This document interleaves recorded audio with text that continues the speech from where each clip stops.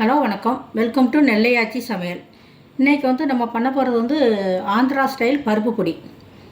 இது நம்ம டக்குன்னு செஞ்சு வச்சுக்கிட்டோம்னா நம்ம குழம்பு ரசம் வைக்காத டயத்தில் இதை டக்குன்னு இந்த சாதம் வடிச்சிட்டு சுடு சாதத்தில் இந்த பருப்பு பொடி போட்டு நெய் ஊற்றியோ இல்லைன்னா நல்லெண்ணெய் ஊற்றியோ நம்ம சாப்பிட்டா ரொம்ப டேஸ்ட்டாக இருக்கும், நல்லாயிருக்கும். நம்ம ஹோட்டல்லாம் போய் சாப்பிடுவோம்ல பருப்பு பொடி போட்டு, அதை மாதிரி அந்த மெத்தடில் இதை பண்ணுறேன். எப்படி பண்ணுறதுங்கிறத பார்ப்போம். அதுக்கு தேவையான பொருட்கள் என்னங்கிறத சொல்லிடுறேன், வாங்க பார்ப்போம். அது துவரம்பருப்பு நான் 100 கிராம் எடுத்து வச்சுருக்கிறேன். துவரம்பருப்பு 100 கிராம், கடலைப்பருப்பு 50, சிறுபருப்பு 50, இது பொரிகடலை 50 கிராம், மிளகு 1/2 ஸ்பூன், ஜீரகம் 1 ஸ்பூன் எடுத்து வச்சுருக்கிறேன்.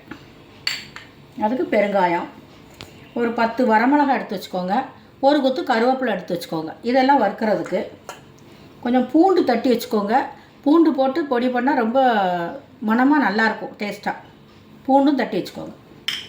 இப்போ பாருங்கள், நம்ம எப்படி வறுத்து பண்ணுறதுங்கிறத பார்ப்போம்.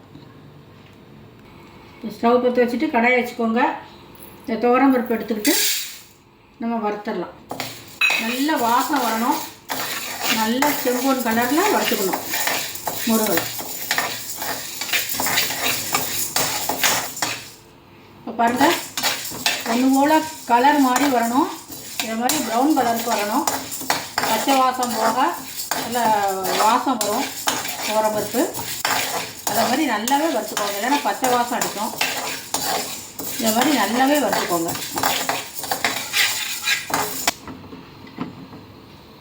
இப்போ பாருங்கள், இதை மாதிரி செவக்காக வறுத்ததும் ஒரு தட்டில் தட்டிக்கோங்க.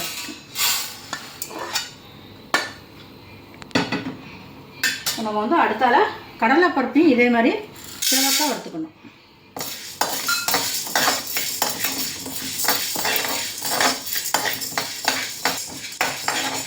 கடலைப்பருப்பும் இதை மாதிரி நல்ல வாசம் வர நெந்தியும் பொன்னிறமாக செவக்க விட்டு அதையும் தட்டிக்கிடுவோம்.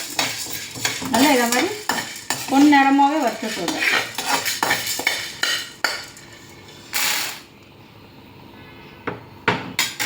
இப்போ அடுத்தால நம்ம சிறுபருப்பு வறுத்துடலாம்.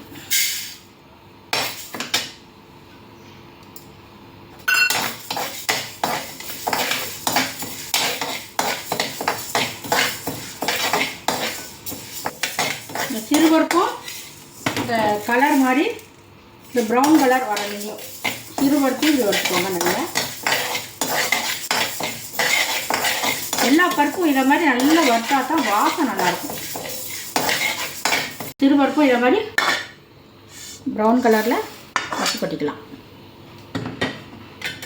இப்போ நம்ம இதில் பொரிகடலையை போட்டு லேசாக வறுத்துக்கிடுவோம்.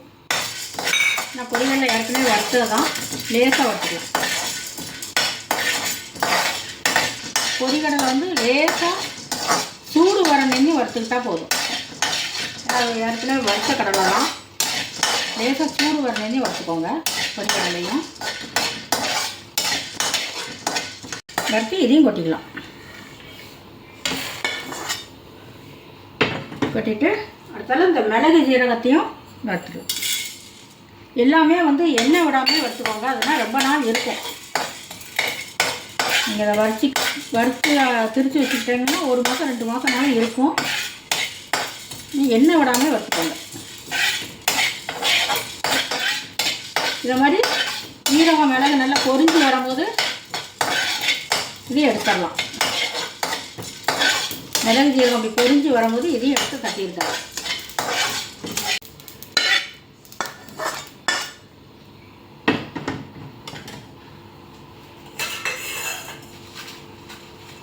இப்போ இதில் ஒரு 10 வரமிளகாய் எடுத்துருக்கிறேன். இப்போ உங்களுக்கு காரம் எவ்வளோன்னு பார்த்துக்கோங்க. காரம் ரொம்ப பிடிக்குன்னா கொஞ்சம் நிறைய வச்சுக்கலாம், ஏன்னா கொஞ்சம் கம்மி பண்ணிடுங்க மிளகாத்தில்.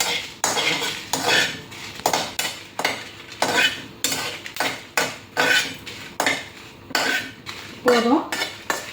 இந்த வறுத்துட்டு இது அப்படியே நம்ம தட்டிடுறோம்.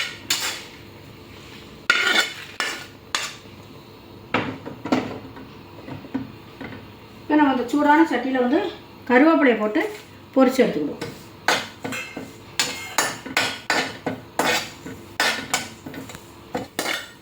இந்த கருவேப்பிலை வந்து சுருங்கி இந்த அப்படி பொறு பொறுன்னு வந்துடும்.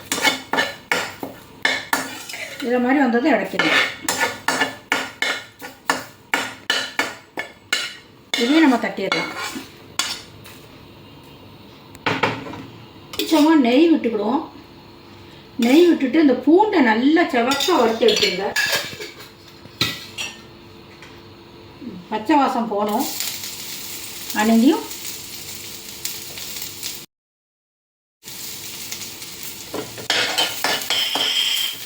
நல்லா செவக்க வறுத்து எடுத்துங்க.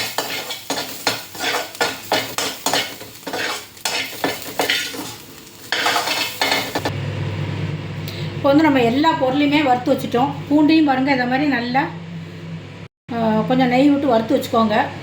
எல்லாத்தையும் வறுத்து வச்சுட்டோம். நம்ம ஃபேன் காற்றுல ஆற வச்சுட்டு நம்ம திரிச்சுக்கிடுவோம். இப்போ நம்ம வறுத்ததெல்லாம் இதில் போட்டு திரிச்சிக்கலாம்.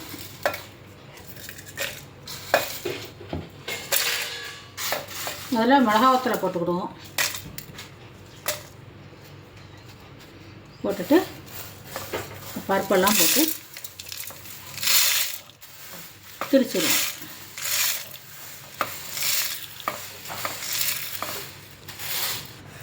பெருங்காயத்தூள் போட்டுக்கோங்க நிறையவே, பருப்புங்கிறதுனால. இது உப்பு போட்டு நம்ம திரிச்சிட வேண்டியதுதான்.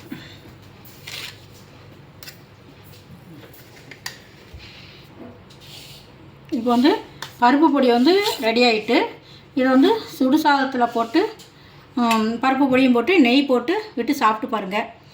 சாப்பிட்டு பார்த்துட்டு எனக்கு எப்படி இருக்குங்கிறத கமெண்ட் பண்ணுங்கள், ஷேர் பண்ணுங்கள், லைக் பண்ணுங்கள், கண்டிப்பாக சப்ஸ்கிரைப் பண்ணுங்கள். மீண்டும் அடுத்த வீடியோவில் உங்களை நான் சந்திக்கிறேன். நன்றி, வணக்கம்.